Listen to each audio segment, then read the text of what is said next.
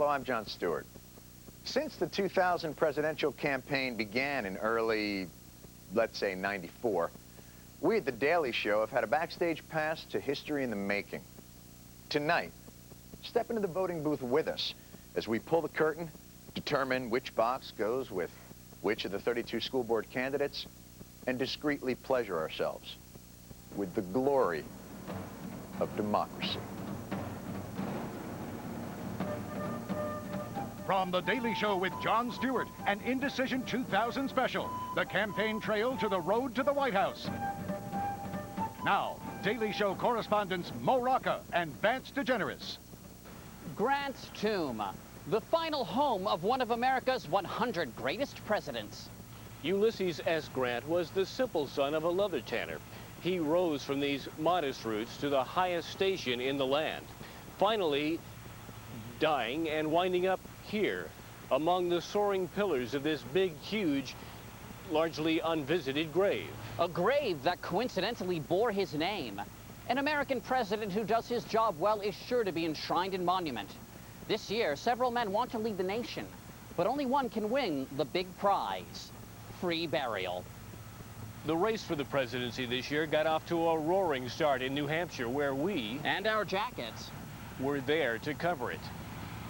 A political debate, a statement of position, and an exchange of ideas between rival candidates. But sometimes the debate can deteriorate into raucous name-calling and low blows.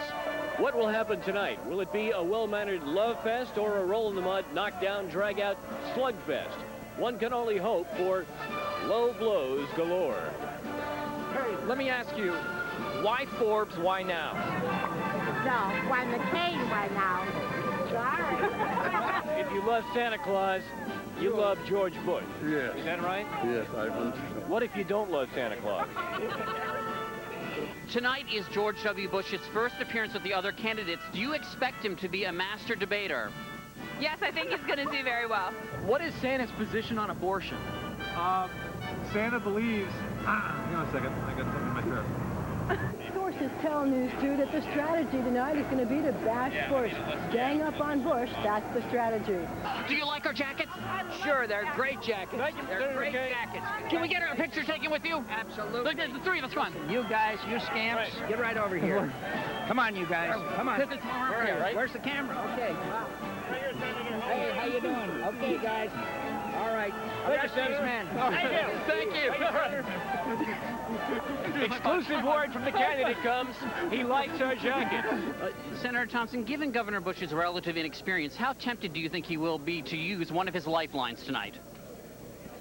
One of his lifelines? 50-50 or call a friend? Only one person who's been in a chief executive officer position in terms of government. That's me, governor of the second biggest state. I've had foreign policy as governor of Texas, and that is with Mexico. And I've handled it well. I've got good relations. They're all looking great. They're looking great around. Yeah. Really looking terrific. It's hard. It's going to be hard to decide. Boy, I'm glad I'm not deciding. Respect and friendship for him. Oh, here, Senator McCain. Sir. Yeah. Mo Rocca, The Daily Show with Jon Stewart. I have a foreign affairs question from the millennial edition of Trivial Pursuit. Who became the hottest pop star to come out of Iceland in the mid-1990s? To come out of Iceland? Out of Iceland, that's right. The hottest pop star. Iceland. Don't dodge the question. What do you have against Iceland, Senator? I have to say, he looked awful good. He'd be welcomed anywhere in Iceland. And he followed up with the 9-inch nails. He did. He did. A lot of candidates would not have known that. Not have known that and not have ventured in that direction. Or cared. Hey. Mr. Forbes, Vance DeGeneres with The Daily Show, Jon Stewart. Are you wealthy enough to relocate enough voters to New Hampshire to swing the primary in your favor? Yes or no? What I'd like to do is have a week in New Hampshire, a week in Iowa, where all 6 candidates get on a bus together. Voters want to know, is Gary Bauer too short to drive the bus? I would not ask Gary to drive the bus. Well, that's it from here in New Hampshire. The American people certainly learned a lot about their candidates tonight. But most importantly, we learned that Senator McCain really likes our jackets. Updating that story, my Indecision 2000 jacket is still quite stylish, although it has made me a prime target for street hustlers. Like the city streets, the campaign trail is treacherous, serpentine, and thick with the fecal stench of coyotes and wild boars. It takes an experienced political adventurer to lead you through it. And thanks to some clever Photoshop work from the Daily Show art department, we were able to blackmail former Senator and presidential candidate Bob Dole into becoming our guest political commentator. Tonight's guest was the U.S. Senator from the great state of Kansas for 28 years and was the... Hey, why don't we elect that guy president? Indeed. When we return, a look at the John McCain experience. Favorite movie? Viva Zapata. Charlton Heston. Marlon Brando. Close enough. Saturday on the South Park Summer Games. President Abraham Lincoln. In his day, he led the fight to keep America united. Today, the tunnel that bears his name unites the people of New Jersey with the people of New York. Perhaps someday to form a megastate called New York. Hey, there goes a bus. You know, that reminds me, any presidential candidate worth his salt has got to have a good bus. It's every reporter's dream to spend a day on the campaign trail with a front-running candidate. And that's exactly the opportunity we were afforded this day in New Hampshire on John McCain's Straight Talk Express. However, Dan Rather and the 60 Minutes crew were already on board, so we had to go on the overflow bus. Great. This is just great. The Overflow Bus, repository for outcasts, misfits, and journalistic bottom feeders. But they've got an omelet bar or something up there. You think Rather's up there talking policy with them? No, they're up there playing pinball, singing karaoke. Rather doesn't have to be on the overflow bus. Oh, I'm 60 Minutes too. Be lucky if we even see him today. Don't throw it back. You just ate half of it. Threw it back. You know, we were asked to come. Like, oh, yeah, well, you're that bus. Shut up back there. Stick it up your ass. The situation was intolerable. Something had to be done. Exactly what am I looking at here? Bus assignments for the 50-some members of the media. Well, let's cut to the chase. Where are we? 47, 48, 49, and 50. What do the circles mean? Circles mean you're on the bus.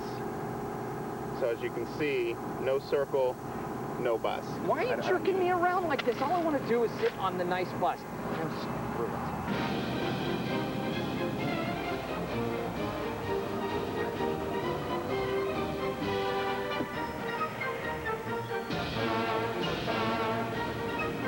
Oh, God. Oh, I think so.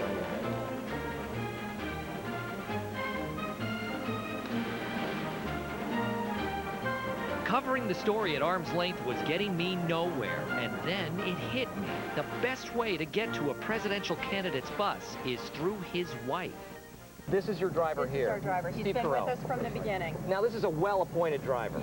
He's wonderful. I'd like you to take a look at the driver we have. Great. Thanks very much, Ron. You see what I mean? All right. Okay, now step aboard. Here we go into our secondary bus. Take a whiff. Yeah, take a whiff of that. One whiff of the overflow bus, and Mrs. McCain was on my side. And Stick actually, with me. I'll get you on. Really? Come on, let's go. Really? Right now. Right now. Not only was I finally on the bus, but I was going to get the chance to talk to Senator John McCain. Right. Sir, how are Now, you? look, let me tell you, you are welcome on our bus at any time. Let's do a lightning round. Okay. Your favorite book? For Whom the Bell Tolls. Favorite movie? Viva Zapata. Charlton Heston. Marlon Brando. Close enough. If I were a tree, I would be a... If I were a tree, I would be a root. What does that mean? Senator, how do you reconcile the fact that you were one of the most vocal critics of pork barrel politics, and yet, while you were chairman of the Commerce Committee, that committee set a record for unauthorized appropriations? I'm just kidding. I don't even know what that means. Oh, they all laughed at my little question. But two things were abundantly clear. Okay, all right, okay. we're gone. It was the wrong question to ask, and I was going to be walking.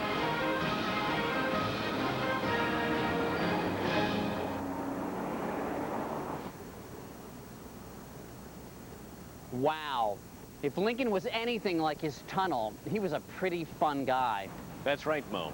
From Lincoln's fun-loving tunnel to Bill Clinton's soulful sax playing, we've learned that presidents are people too.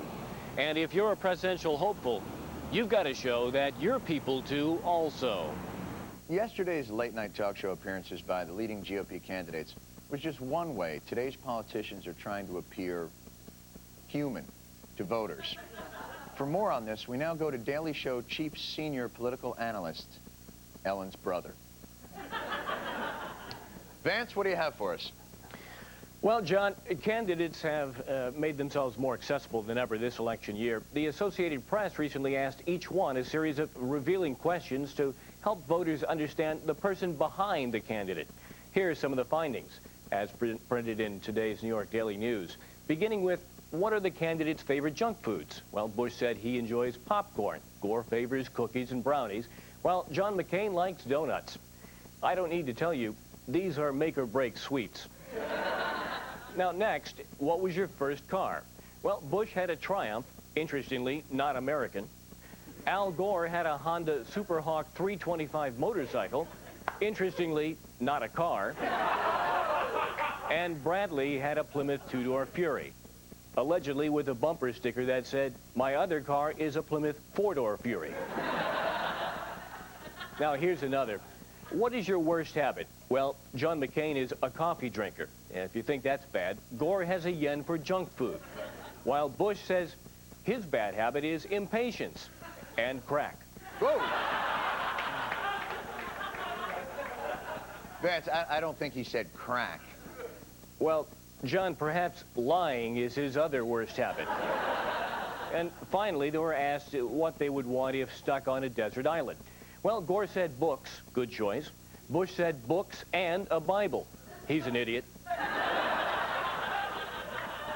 McCain said he'd like a nice, shady, wide-brimmed hat, along with 5 days rations, high-impact Kevlar body armor, deluxe urine filter, military-issue modified M16 with laser-assisted night vision scope, 4 anti-personnel Claymore mines, 3 cyanide pills concealed in a hollowed-out molar, and a defensive perimeter of poison-tipped spear pits.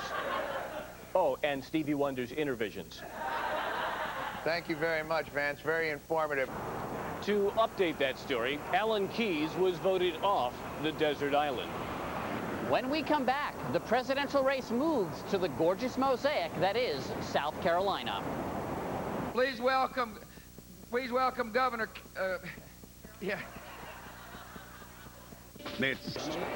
Franklin Pierce, that is, as this monument in Midtown Manhattan boldly reminds us. Where President Polk began, Pierce followed through with the vision of manifest destiny. He was eager to annex Hawaii, Alaska, Cuba, parts of Mexico, as well as give Florida a nifty Prince Albert. As everyone knows, land is an important part of today's elections. In South Carolina, marked here by this classy, understated sterling silver hoop. The primaries stirred up age-old rivalries. Gettysburg. South Carolina Republicans chose George W. Bush. But America, well, if I've learned anything in my many years as a political correspondent, the race isn't truly over till the people actually vote. Good point, Vance. When we come back, some final thoughts.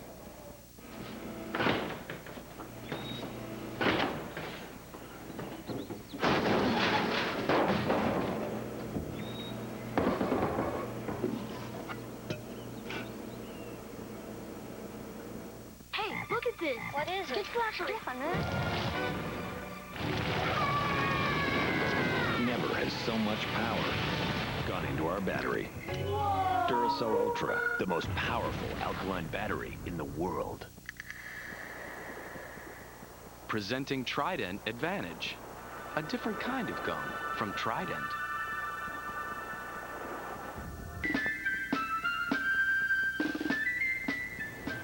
President James A. Garfield served only 4 months before a bullet took his life. But as this stirring monument attests, his legacy lives on. We at The Daily Show encourage you to take what you've learned in this last half hour and run for president. It's easy, it's fun, and you'll get to meet Alan Keyes. And if you don't run, you should at least vote. That's right, Mo. Sure, we all wish we lived in China where you don't have to vote. But here in America, we owe it to ourselves to learn, become involved, and then vote. Because that's what Santa Claus would want. Goodbye.